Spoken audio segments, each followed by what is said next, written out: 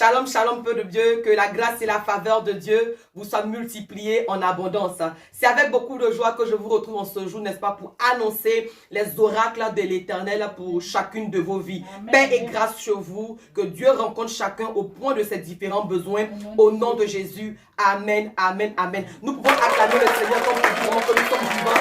Il dit que ce ne sont pas les morts qui l'adorent, ce ne sont pas les morts qui le célèbrent, ce sont bel et bien les vivants. Et si tu es vivant, acclame encore le Seigneur, acclame encore Jésus. Amen, amen. Alléluia. Soyez immensement bénis au nom de Jésus-Christ.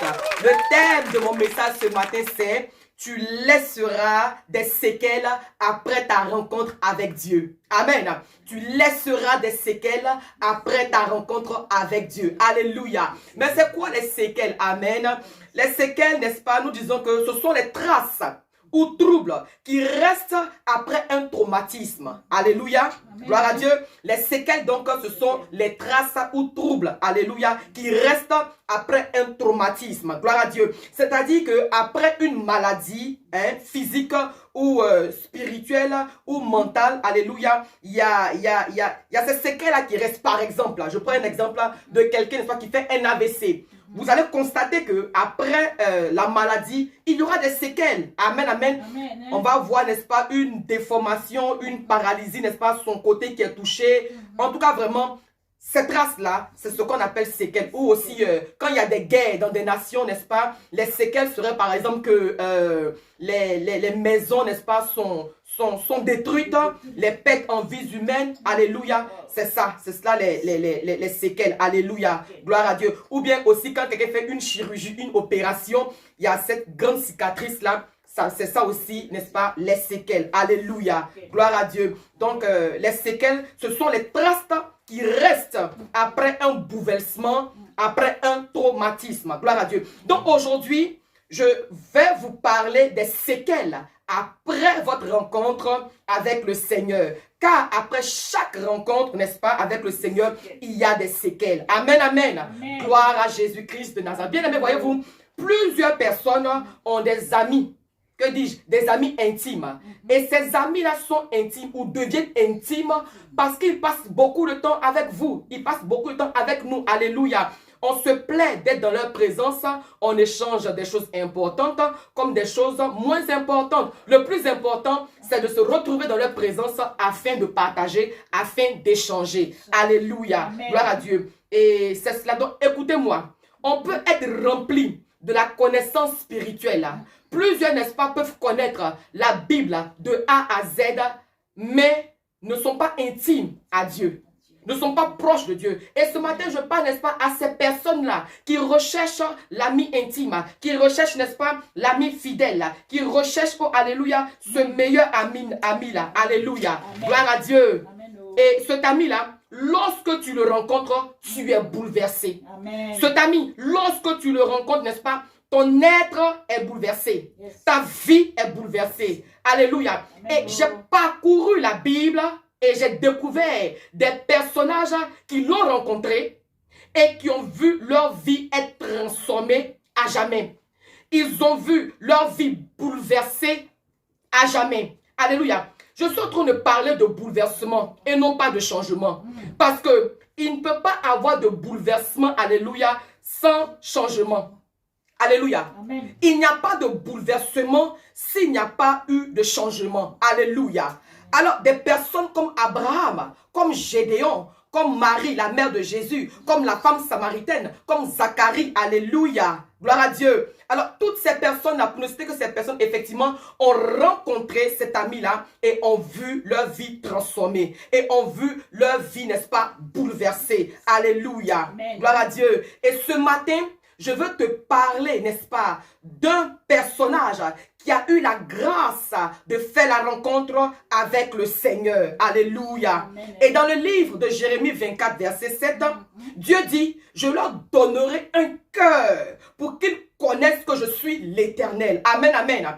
Bien-aimé, tant que Dieu ne t'a pas donné un cœur, tu ne peux pas savoir que c'est l'Éternel.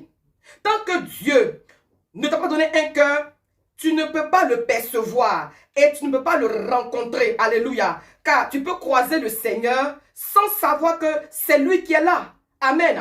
Alors, dès à présent, avant la fin du culte, commence à prier pour demander à Dieu de donner un cœur qui puisse le connaître. Amen, amen. Amen. Alors, c'est pour cela, il dit dans Apocalypse 3, verset 20, « Voici, je me tiens à la porte de ton cœur et je frappe. Si tu entends ma voix que tu ouvres, j'entrerai et je soupirai avec toi. Si tu n'ouvres pas la porte, je ne rentrerai pas. » Alléluia. Amen. Combien de personnes ouvrent leur cœur? Gloire à Dieu. Et ce matin, je veux te parler de quelqu'un que j'admire beaucoup. Je veux te parler de quelqu'un que j'apprécie beaucoup. Alléluia. Et d'ailleurs, c'est mon modèle. On va donc prendre nos Bibles dans le livre de Actes 9. Actes 9, versets 1 à 16. Alléluia.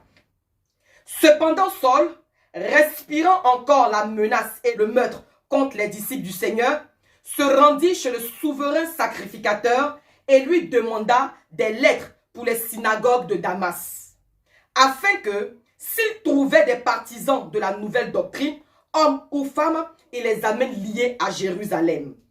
Comme il était en chemin et qu'il approchait de Damas, tout à coup une lumière venant du ciel resplendit autour de lui. Il tomba par terre et il entendit une voix qui lui disait, « Saul, Saul, pourquoi me persécutes-tu » Il répondit, « Qui es-tu, Seigneur ?» Et le Seigneur dit, « Je suis Jésus que tu persécutes. Il te serait dur de reguember contre les aiguillons. » Tremblant et saisi d'effroi, il dit, « Seigneur, que veux-tu que je fasse ?» Et le Seigneur lui dit, « Lève-toi, entre dans la ville et on te dira ce que tu dois faire. » Les hommes qui l'accompagnaient demeurent stupéfaits. Ils entendaient bien la voix, mais ils ne voyaient personne.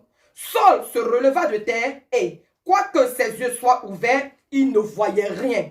On le prit par la main et on le conduisit à Damas. Il resta 3 jours sans voix et il ne mangeait ni ne but. Or, il y avait à Damas un disciple nommé Ananias. Le Seigneur lui dit dans une vision, « Ananias ». Il répondit, « Me voici, Seigneur. » Et le Seigneur lui dit, « Lève-toi, va dans la rue qu'on appelle la droite et cherche dans la maison de Judas un nommé Saul de Tarse, car il prie et il a vu en vision un homme du nom d'Ananias qui entrait et qui lui imposait les mains afin qu'il recouvre la vue. » Ananias répondit, « Seigneur, j'ai appris de plusieurs personnes tous les maux que cet homme a fait à tes saints dans Jérusalem. Et il a ici des pouvoirs de la part des principaux sacrificateurs pour lier tous ceux qui invoquent ton nom. » Mais le Seigneur lui dit, « Va, car cet homme est un instrument que j'ai choisi pour porter mon nom devant les nations, devant les rois et devant les fils d'Israël. Et je lui montrerai tout ce qu'il doit souffrir pour mon nom. » Est-ce que nous pouvons acclamer fortement la parole du Seigneur? Alléluia. Que le nom du Seigneur soit béni. Alors ici, je vous explique. Ici, n'est-ce pas, nous sommes au temps d'après la Pentecôte. Alléluia. Après la Pentecôte, plusieurs personnes se convertissent. Plusieurs personnes donnent leur vie à Jésus-Christ, comme on le dit. Alléluia. Et la communauté chrétienne, amen, grandissait. La communauté chrétienne, n'est-ce pas, grandissait, elle s'élargissait, elle se développait, elle s'accroissait. Et très vite même d'ailleurs, depuis le jour de la Pentecôte, on se souvient qu'il y a même eu, n'est-ce pas, près de 3000 personnes qui ont donné leur vie à Jésus. C'était remarquable, c'était fantastique, c'était formidable. Et tout le monde venait, tout le monde acceptait le Seigneur Jésus. Ainsi, ils vivaient ensemble. Pourquoi ils vivaient ensemble?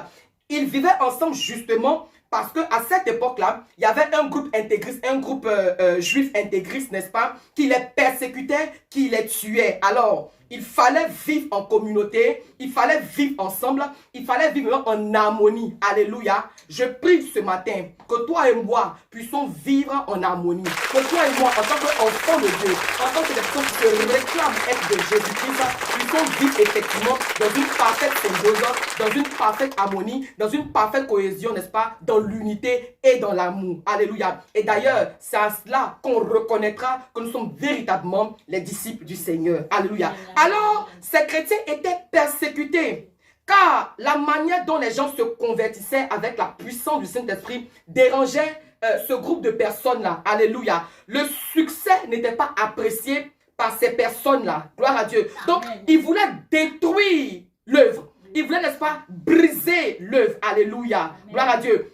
Et donc, ainsi, parmi ces persécuteurs-là, il y avait un jeune homme très teigneux et très virulent. Alléluia. Qui s'appelait Saul de Tarse. D'ailleurs, voyez-vous qu'il a le même nom que le roi Saül. Sauf que sur pour Saul, il n'y a pas les deux trémas, mais ce sont toutes deux de mauvaises personnes. Gloire à Dieu. Donc, Saul aussi a participé indirectement à la lapidation de Étienne. Hein? Étienne, n'est-ce pas, qui faisait partie de ces diacres-là, qui avait été mandaté pour aider, soutenir, n'est-ce pas, les apôtres. Amen. Donc, Saul était chef de gang. Et c'est lui qui rassemblait ces éléments pour leur mission. Leur mission était, n'est-ce pas, d'empêcher la promotion de l'évangile. Leur mission était de vraiment persécuter les chrétiens. Leur mission était vraiment de tuer à coup sûr tous ceux qui acceptaient Jésus-Christ de Nazareth. Alléluia. Et ce jour-là, quand vous lisez, vous allez voir qu'effectivement, Paul va aller chercher un courrier. Paul va aller chercher, n'est-ce pas, une lettre. Parce qu'il lui fallait, n'est-ce pas, avoir une lettre appropriée, une lettre du sacrificateur qui allait accomplir sa mission, afin d'aller attaquer les chrétiens. Alors, Saul allait en mission à Damas. Effectivement, il a reçu le courrier, il a reçu sa lettre qui lui donnait, n'est-ce pas, l'aval d'aller faire ce qu'il avait à faire. C'est-à-dire aller tuer les chrétiens, aller persécuter les chrétiens. Et ce jour-là, sa mission était en destination de Damas. Gloire à Dieu. Alors, Saul va se mettre en route pour aller en mission à Damas. Il était avec son gang de tueurs, son gang de massacreurs, son gang de malfaiteurs. Alléluia. Amen. Et il partait attaquer les chrétiens. Gloire à Dieu. Amen. Mais la Bible dit en chemin. Quelqu'un dit à moi, la Bible dit en chemin. Quelque chose va se passer. Oui, quelque chose va se passer. En chemin, une chose extraordinaire va se produire. Un bouleversement va se passer. Gloire à Dieu. Une lumière va jaillir et une voix se fit entendre. Alléluia. Gloire à Dieu. Et là, justement, je me rappelle de quelque chose. Une lumière jaillit et une voix se fit entendre. Alléluia. On se souvient tous de ce qui s'est passé au jour de la Pentecôte. La Bible dit que des langues de feu sont descendues du ciel. Alléluia. Pour se déposer sur les apôtres. Alléluia. N'est-ce pas là la lumière? Alléluia. Oui, des langues de feu sont descendues sur les apôtres. C'était des lumières. Alléluia. Et les disciples, les apôtres, se mit à parler en langue.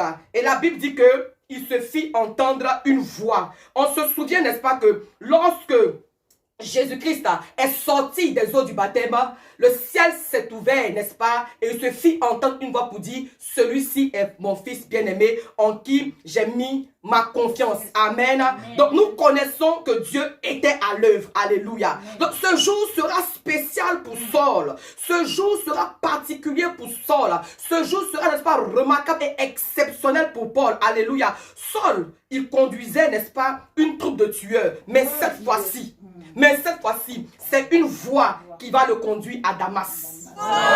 Le chef de gang, c'est lui qui conduisait, n'est-ce pas, son troupeau. C'est lui qui conduisait, n'est-ce pas, ses massacreurs. C'est Saul qui conduisait, n'est-ce pas, ces tueurs-là. Mais ce jour-là, ce n'est plus lui qui a conduit quelqu'un, mais c'est une voix qui va le conduire à Damas. Amen. Alléluia. Gloire à Jésus-Christ de Nazareth. Et il va entendre une voix qui va dire, Saul, Saul, pourquoi me persécutes-tu? Alléluia. Amen. Saul, pourquoi me persécutes-tu? Pourquoi? Tu as un problème avec moi, Saul?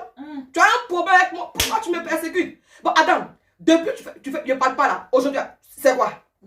C'est quoi? Mon diacre, chose, comment ça s'appelle même? Étienne, tu as fini avec lui. C'est pas bon comme ça. Là, tu es parti à Damas. C'est quoi, Saul? Pourquoi? Qu'est-ce que tu me veux, Saul? Alléluia. Amen. Alors, au même instant, Saul, alléluia, a perdu la vue. Il était devenu aveugle. Et dans cet aveuglement, Dieu a indiqué où il devait aller chez Ananias. Amen. Sa rencontre avec le Seigneur lui a fait perdre la vue. Gloire à Dieu. Dieu l'a rendu aveugle depuis 3 jours. Depuis 3 jours, Paul ne faisant rien, il ne voyait rien. Pendant 3 jours, Paul était en séparation avec le monde. Pendant 3 jours, Paul était dans les ténèbres, dans l'obscurité totale. Pendant 3 jours, Paul, n'est-ce pas, rentre dans le surnaturel.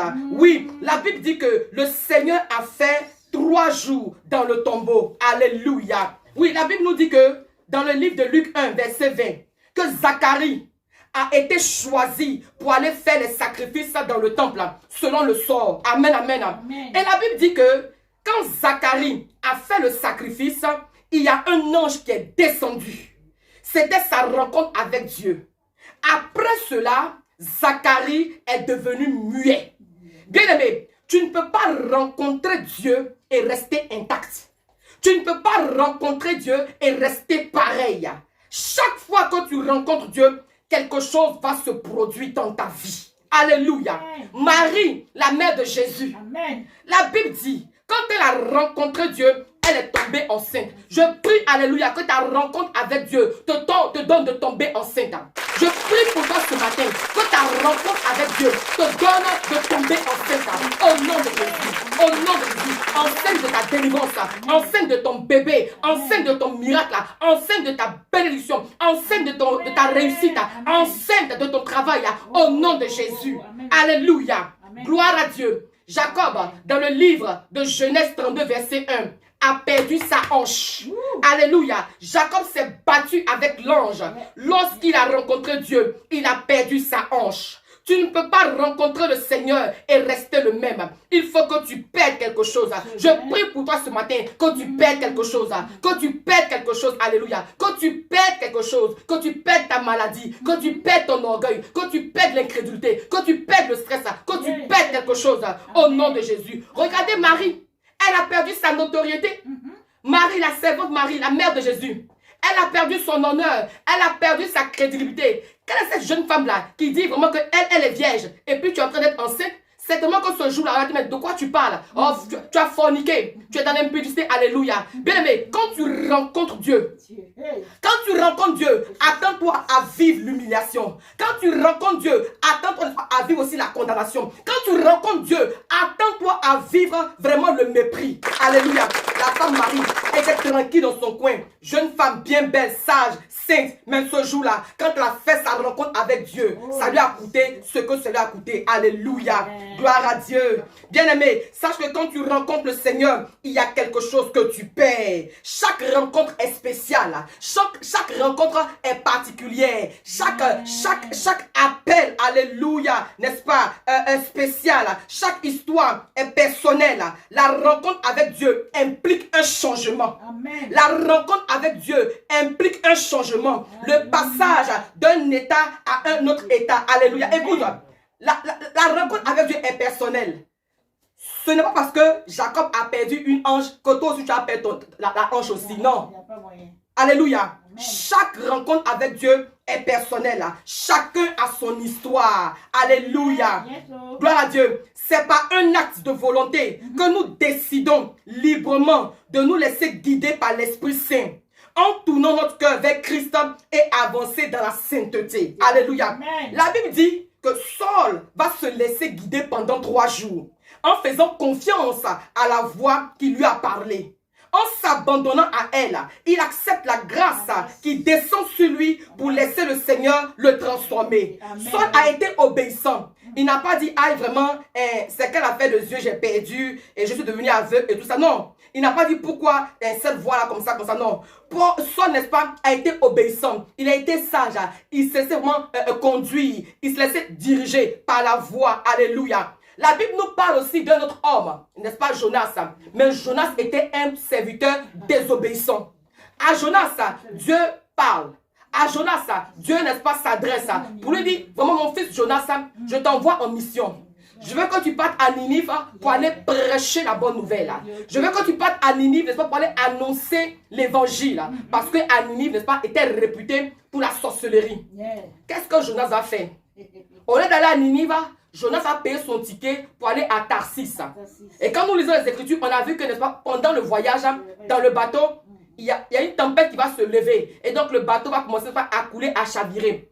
les pratiquants, n'est-ce pas, du voyage là, du bateau, vont jeter le sort. Et le sort va tomber sur Jonas directement sans réfléchir. Ils ont jeté, ils ont déposé Jonas tranquillement dans l'eau. Et donc, du coup, un autre passager, un gros poisson est venu l'avaler. Alléluia. Jonas a fait 3 jours dans le ventre de la baleine. Alléluia. Et dans le ventre de la baleine, pendant ces 3 jours-là, il a crié à Dieu. Il priait le Seigneur. Jonas est resté 3 jours dans le ventre du poisson. N'est-ce pas? 3 jours pour être modelé. 3 jours pour comprendre Dieu. 3 jours pour comprendre le plan de Dieu. 3 jours pour être formé. Quand Jonas est sorti du ventre, n'est-ce pas, du poisson, alléluia, il a été, n'est-ce pas, déposé au large de Ninive. Et ce jour-là, il a prêché la parole. Les gens ont donné leur vie à Jésus jusqu'aux animaux. Alléluia. Amen.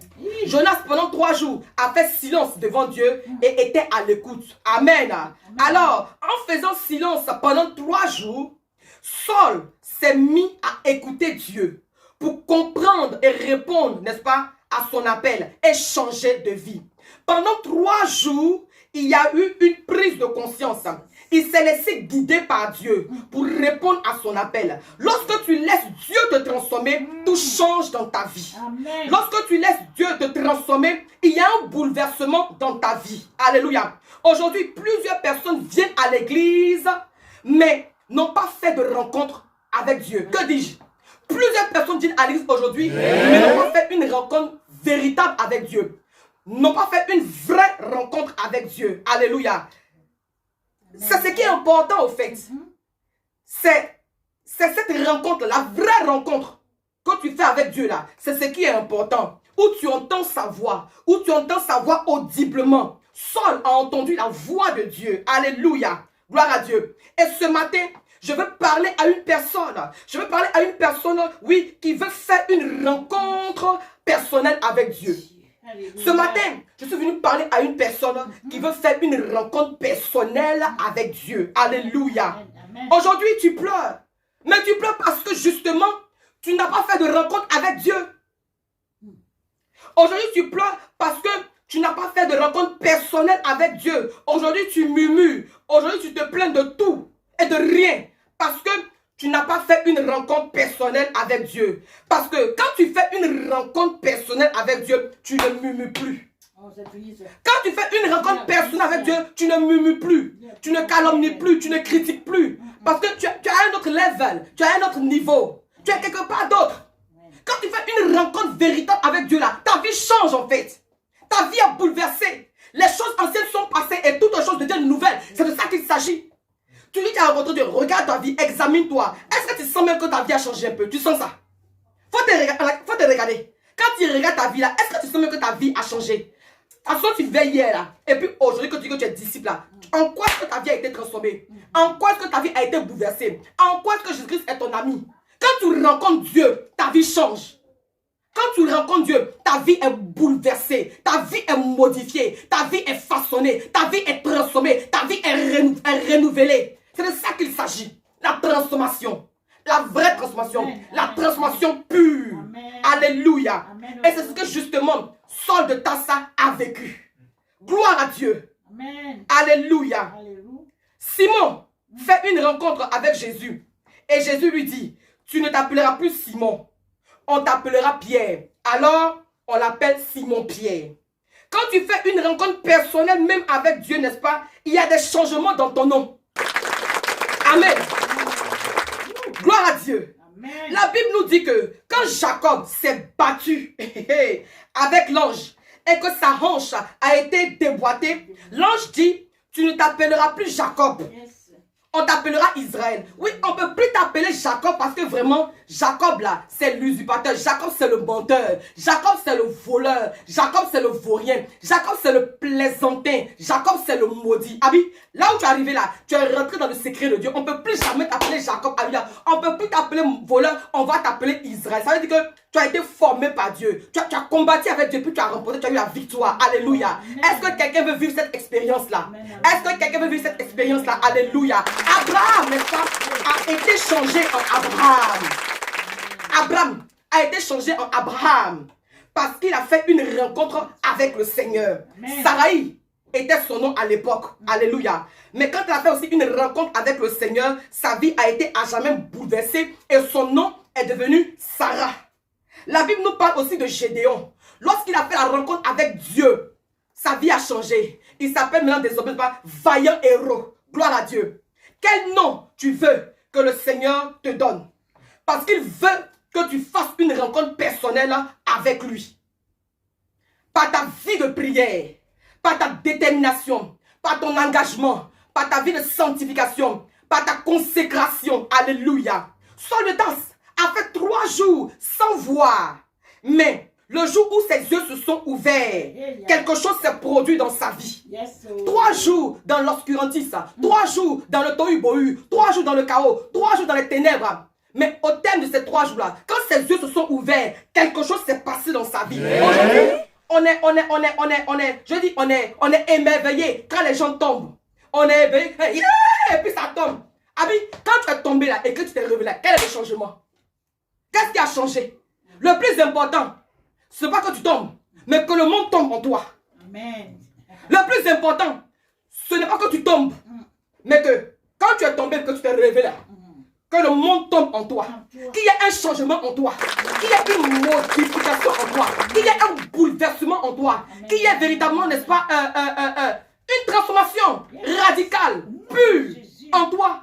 Sinon tomber là, ça tombe, ça crame, ça il est tombé. Mais ça, ce n'est rien. C'est pas ça le plus important. Le plus important là, c'est ta rencontre avec Dieu. Et quand tu rencontres Dieu, ta vie est changée. Quand tu rencontres Dieu, ta vie est transformée. Quand tu rencontres Dieu là, ta vie est modifiée. Quand tu rencontres Dieu, ta vie n'est plus jamais la même. Gloire à Dieu. Alors, quand Saul de Tarse s'est réveillé, quand ses yeux se sont ouverts, n'est-ce pas? Quelque chose s'est produit dans sa vie. Il n'était pas la même personne. Il était devenu une personne nouvelle. Une personne régénérée. Une personne transformée. Une personne, n'est-ce pas, rééduquée. Une personne réadaptée. Une personne réaménagée. Une personne vraiment recalculée. Une personne vraiment repositionnée, redisposée, reformatée. Alléluia. Amen, amen. Oui, dans le livre des Actes des Apôtres, au chapitre 13, vous verrez qu'il est devenu Paul. Son nom a changé. Saul de Tarse est devenu Paul. Le tueur est devenu, n'est-ce pas, le disciple. Le meurtrier, sa vie a changé. Amen. Il est devenu Paul. Il est devenu une autre personne. Alléluia. Il est devenu, n'est-ce pas, une nouvelle créature. Amen. À la gloire de Dieu. Quand Jésus a fait 3 jours dans le tombeau, quand il est sorti, il n'est plus Jésus, mais il s'appelait Christ. Alléluia. Ça dit, n'est-ce pas, il est rentré dans la Christologie, dans le surnaturel. Amen. Quand tu rencontres Dieu, il te fait rentrer dans le surnaturel.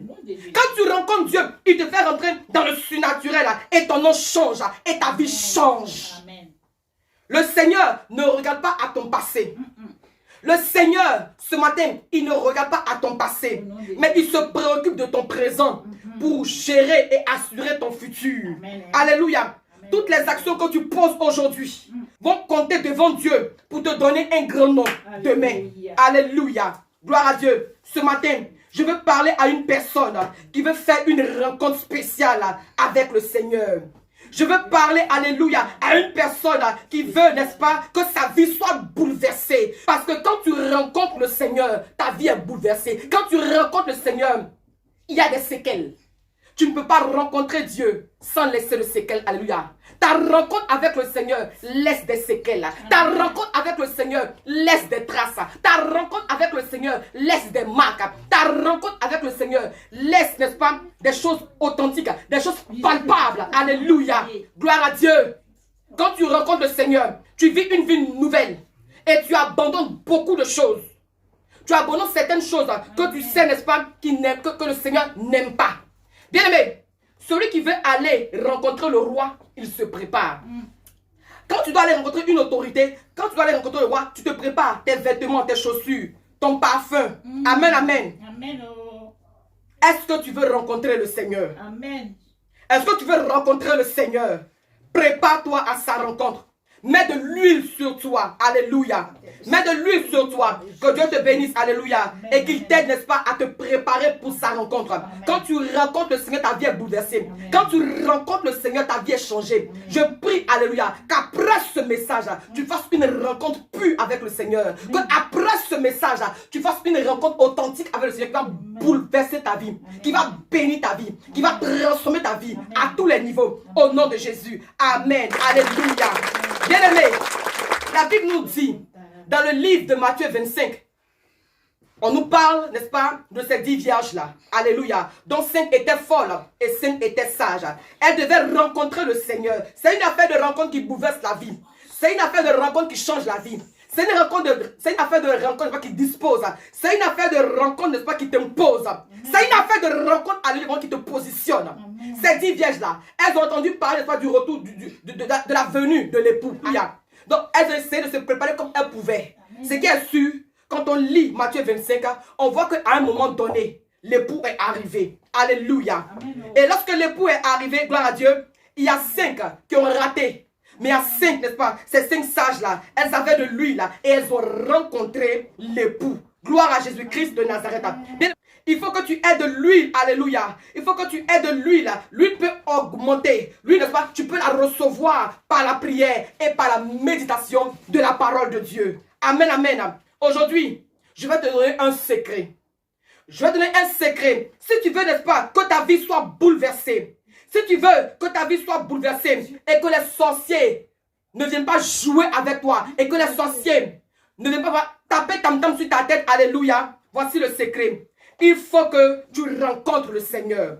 Il faut que tu rencontres le Seigneur, alléluia. Il faut que tu rencontres le Seigneur. Regardez, tous ceux qui ont rencontré le Seigneur, ils sont dans une vie visitée par les anges. Tous ceux qui ont rencontré le Seigneur, ils sont dans une vie visitée par les anges. Alléluia. Tous ceux dont je vous ai parlé ont été visités par un ange. Gloire à Dieu. Gédéon, c'est un ange qui l'a visité. Amen. Abraham, il a été visité par 3 anges. Marie a été visitée par un ange. Zacharie a été visité par un ange. Alléluia. Amen. La Bible dit, les anges campent autour de ceux qui craignent Dieu. Amen. Vous voyez? La Bible n'a pas dit que les anges camperont autour de toi. La Bible n'a pas dit que les anges ont campé autour de toi. Mais la Bible dit, les anges campent.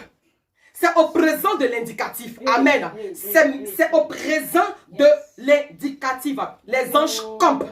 Les anges campent, n'est-ce pas, autour de ceux qui craignent Dieu. Amen. Donc, si tu crains Dieu, les anges campent autour de toi. Si tu ne crains pas Dieu, ce sont les démons qui camperont autour de toi. Alléluia. Parce que les anges, n'est-ce pas, sont là pour travailler pour nous. Alléluia. Ils sont les messagers de Dieu. Alléluia. Il faut que tu te rapproches de Dieu par ta vie de prière, par tes offrandes, par tes sacrifices, par ta consécration, par ton intercession, par ton jeûne. Alléluia. Il faut que tu te rapproches du Seigneur par tout ce que tu es en train de faire. Amen. Rapproche-toi de Dieu et ta vie sera bouleversée. Amen. Rapproche-toi de Dieu et ta vie sera bouleversée. Amen. Le meilleur ami qu'il te faut, le meilleur ami par excellence qu'il te faut, c'est Jésus-Christ de Nazareth. Quand tu entres en intimité avec lui, ta vie est transformée. Ta vie est bouleversée. Ta vie, n'est-ce pas, n'est plus jamais la même. Tu veux impacter, tu veux évoluer, tu veux réussir, tu veux avancer, tu veux progresser, tu veux, n'est-ce pas, manifester le surnaturel, tu veux voir la gloire de Dieu, tu veux vivre, n'est-ce pas, la puissance de Dieu sur la terre. Oui, c'est possible. Une clé, la rencontre avec Dieu. Une clé, la rencontre avec Dieu. Je n'ai jamais vu un homme qui passe près de la croix et reste le même. Regarde le brigand. Un brigand. Il rencontre le Seigneur. Il fait une rencontre. C'est une affaire de rencontrer. Tu rencontres qui? Qui tu as rencontré? Si ta vie n'a pas encore changé, c'est parce que tu n'as pas encore rencontré le Seigneur. Ou du moins ça, tu l'as frôlé, mais tu n'es pas rentré dans son intimité. Parce que c'est une affaire d'amis intimes. C'est une affaire d'intimité. Bon, attends, toi et moi, on est amis, soi-disant amis. Et puis, on ne collabore pas, on n'échange pas, on ne discute pas. Tu es quelque part là-bas, à l'autre des bars. Et moi, je suis quelque part aussi. Et puis, on dit, on est amis. Loin des yeux, près du cœur. De quoi s'agit-il? De quel genre de cueil on parle? Mais mon cher, cette distance-là, en tout cas, c'est parce que justement, on n'est pas amis que la distance-là brise en fait. Que la distance vraiment détruit la relation. Alléluia. Donc, si véritablement tu as fait la rencontre pure avec le Seigneur, ta vie devra être impactée. Donc, il faut voir Saul de Tarse. À la base, c'était un tueur. Saul de Tarse, tu peux pas. Il ne peut pas même sentir même église. Il ne peut pas sentir même chrétien. Il ne peut pas sentir affaire de Dieu, ça ne l'intéresse pas. Donc, lui, il est guindé quand il est zélé. C'est le Goliath du secteur. Lui, il a fini avec les chrétiens. Mais c'est dans ça, il partait. Et puis, il a fait la rencontre avec Dieu là. Sa vie a été radicalement changée. Il a changé d'avis. Il a changé de patron. Désormais, il n'est plus employé sous, n'est-ce pas, les tueurs. Mais son nouveau employeur, son nouveau patron était Jésus-Christ de Nazareth. Alléluia. Il est tombé. Quand il s'est relevé là, son nom a changé. Paul. Son nom a changé. Toi, tu es dans quoi? Peut-être dans l'échec. Tu es tombé là. Quand tu t'es relevé là, est-ce que ta vie est devenue une réussite? En fait, le tomber là, ça représente, n'est-ce pas, cette transition-là. Ta rencontre avec Dieu, en fait, tu comprends? C'est ta rencontre avec le Seigneur. Ton tomber là, c'est ton temps de repentance là. Ton tomber, n'est-ce pas, c'est ton temps, n'est-ce pas, de sanctification, de purification. C'est le temps où vraiment tu cherches Dieu. Bien, mais cherchons Dieu. Cherchons Dieu. Rentrons dans sa présence. Oui, ça coûtait 3 jours. 3 jours d'obscurité. 3 jours de ténèbres à Saul de Tarse. Mais c'est ça. Alors j'ai compris quelque chose. En fait, la lumière a jailli au-devant, n'est-ce pas, de Saul de Tarse. Tout simplement parce qu'il vivait dans les ténèbres. Alléluia. Oui, Saul de Tarse vivait dans les ténèbres. Si nous voulons manifester, n'est-ce pas, la gloire de Dieu, il nous faut rencontrer le Seigneur. Amen. Il nous faut, n'est-ce pas, rentrer en communion avec le Seigneur. Amen. Il nous faut, n'est-ce pas, vraiment marcher avec le Seigneur. Amen. Et j'étais en train de dire, n'est-ce pas, que je comprends pourquoi la lumière a jailli au-devant de Saul. Parce que Saul était dans les ténèbres, en fait. La lumière, n'est-ce pas, n'est révélée que dans les ténèbres. Alléluia. Saul de Tarse était quelqu'un de ténèbres. Saul de Tarse vivait dans les ténèbres. Et le Seigneur a eu pitié de lui et l'a fait sortir de cette ténèbres en lui apportant la lumière. Amen. Je prie ce matin que le Seigneur répande sa lumière sur chacun de nous au nom de Jésus. Quelque part, nous vivons dans les ténèbres. Amen. Quelque part, nous vivons, n'est-ce pas, quelque chose qui ne glorifie pas Dieu. Ou aussi, les ténèbres peuvent représenter la maladie. Les ténèbres, pour toi, ce matin, peuvent représenter les puissances de la sorcellerie. Les ténèbres dans lesquelles tu vis ce matin, n'est-ce pas, peuvent représenter, n'est-ce pas, le célibat. Les ténèbres pour toi peuvent être, n'est-ce pas, la pauvreté. Les ténèbres pour toi en ce jour peut être la stérilité. Le ténèbre pour toi, n'est-ce pas, peut être beaucoup de choses. Amen. Alors je prie que de la même façon que Dieu a fait jaillir la lumière au devant de Saul et que sa vie a été bouleversée et que sa vie a été transformée, ainsi reçois la lumière, reçois la lumière, reçois la lumière, reçois la lumière qui va t'impacter, reçois la lumière qui va t'éclairer, reçois la lumière qui va te modifier, reçois la lumière vraiment qui va te changer, reçois la lumière qui va bouleverser ta vie radicalement et que ta vie désormais vraiment quitte le point A pour aller au point Z. Quand tu avances, quand tu progresses, parce que désormais on pouvait voir un homme changé, un homme transformé, un homme renouvelé, un homme engagé et déterminé pour servir son créateur. Il a changé d'entreprise, il a changé d'employeur. Alléluia. Oh, Saul de Tarse, son identité a été changée, son identité, son statut a été changé. Je prie pour toi ce matin que véritablement ton statut change, que ton identité change, que ta personne, ta personnalité change. Au nom de Jésus, reçois la grâce de Dieu, reçois la faveur de Dieu, reçois la puissance de Dieu. Je prie que des séquelles soient aperçues, que des séquelles après ta rencontre avec Dieu se manifestent, que des séquelles se manifestent, que des séquelles apparaissent dans ta vie, que des séquelles apparaissent dans ta vie, que Dieu t'appelle désormais au vaillant héros, que Dieu t'appelle désormais, n'est-ce pas, la fertile, que Dieu t'appelle, n'est-ce pas, succès, que Dieu t'appelle victoire, que Dieu t'appelle mariage, que Dieu t'appelle élévation, que Dieu t'appelle réussite, que Dieu t'appelle gloire, que Dieu t'appelle Israël, que Dieu t'appelle puissance, que Dieu t'appelle domination, que Dieu t'appelle, n'est-ce pas, onction, que Dieu t'appelle vraiment beaucoup de choses, des choses glorieuses, au nom de Jésus. Que ta vie ne soit plus jamais la même, que toi-même tu puisses voir les séquelles par ta vie de prière, par ta consécration. Alléluia. Lorsque Moïse est allé, n'est-ce pas, sur la montagne, quand il est descendu, les séquelles étaient qu'on ne pouvait plus regarder son visage. un visage transformé, un visage illuminé. C'est de ça qu'il s'agit. Alléluia. Quand tu fais une vraie rencontre avec le Seigneur, ta vie est changée. Quand tu fais une vraie rencontre avec le Seigneur, ta vie est bouleversée. Quand tu fais une vraie rencontre avec le Seigneur, ta vie, n'est-ce pas, connaît vraiment un changement. C'est important.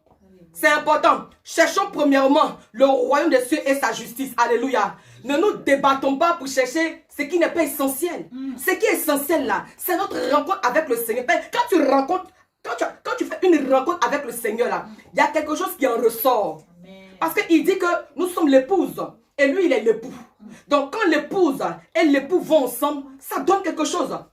Quand l'épouse et l'époux vont ensemble, ça donne quelque chose. Ça donne un bébé. Ça donne des bébés. Ça donne bénédiction. Amen. Donc cherche à rencontrer le Seigneur. Cherche à faire une rencontre pure avec le Seigneur. Cherche à faire une rencontre véritable avec le Seigneur. Afin que de cette rencontre-là, la gloire de Dieu se manifeste. Afin que de cette rencontre, n'est-ce pas, oh oui, la puissance de Dieu se manifeste. Que la grâce et la faveur de Dieu soient sur ta vie. Que la grâce et la faveur de Dieu sur ta vie. Que ton nom change après ta rencontre avec Dieu. Que ton histoire change après ta rencontre avec Dieu. Certainement tu es ici. Ça fait 20 ans toi tu connais Dieu. Et puis tu en es fier. Mais dans tes 20 ans tu connais Dieu là. 20 ans de ministère là. 20 ans tu es baptisé confirmé là. En quoi est-ce que ta vie a été impactée? En quoi est-ce que vraiment ta rencontre avec Dieu a laissé des séquelles? C'est de ça qu'il s'agit. Ça, c'est pas dans la bouche. Je connais Dieu là. Bon, qu'est-ce qui prouve que toi tu connais Dieu? Qu'est-ce qui prouve? C'est les séquelles, les traces là. C'est ça qui va nous prouver que toi, tu as rencontré Dieu. Mais quand on rencontre Paul là, les gens savent, ils ont vécu avec lui. On sait que bon, ce gars là, c'était un tueur avant. Mais aujourd'hui là, il est du côté des gars qui tuaient là. Tu comprends? Sa vie a changé. Bon, toi, avant tu critiquais. Toi et moi, on critiquait. Et aujourd'hui, on se réclame d'être de Christ. Aujourd'hui, on se réclame d'être des servants de Dieu. En quoi est-ce qu'on a changé? On nous trouve toujours dans les critiques ou pas? C'est ça qui est la question. Toi, avant, on ne te parle pas. Mais aujourd'hui, quand on te voit là, est-ce qu'on sent qu'avant toi, on peut te parler? Avant, c'est toi, quand on parle à faire là, tu veux forcément régler. Le Seigneur dit, garde le silence, moi, je combats pour toi. Mais c'est toi toujours quand on parle, tu veux répondre aussi. Tu n'as pas encore rencontré le Seigneur. Non, il faut laisser un se parler, puis après, on reporter encore nos manteaux. Non, non, c'est pas comme ça. Enfin, c'est un message qui vient véritablement pour nous donner, de nous repositionner en fait. De véritablement chercher à vivre la vie chrétienne authentique. Alléluia. Authentique. Alléluia. Et aussi, je vais terminer pour dire qu'en tant qu'enfant de Dieu, en tant que chrétien, cultivons l'amour, cultivons la communion fraternelle, cultivons, n'est-ce pas, l'unité. C'est très, très important. Alléluia. Très, très important. Quand les personnes sont unies, quand les personnes sont soudées, c'est difficile que l'ennemi, n'est-ce pas, rentre. Alléluia. C'est très, très difficile. Et voyez-vous, parce que les disciples, les apôtres étaient ensemble avec le peuple, il y avait des prodiges, des miracles et des signes qui se produisaient au sein de la famille. Alléluia. Donc, recherchons l'amour, recherchons l'unité, la paix envers tous. En tout cas, aussi longtemps que cela dépend de nous, faisons notre effort. Après, c'est Dieu, n'est-ce pas, qui touche les cœurs. C'est Dieu qui, effectivement, convainc les cœurs. Amen. Que Dieu vous bénisse royalement et que après votre rencontre avec le Seigneur, des séquelles se manifestent, des séquelles soient palpables au nom de Jésus. Amen, amen, amen.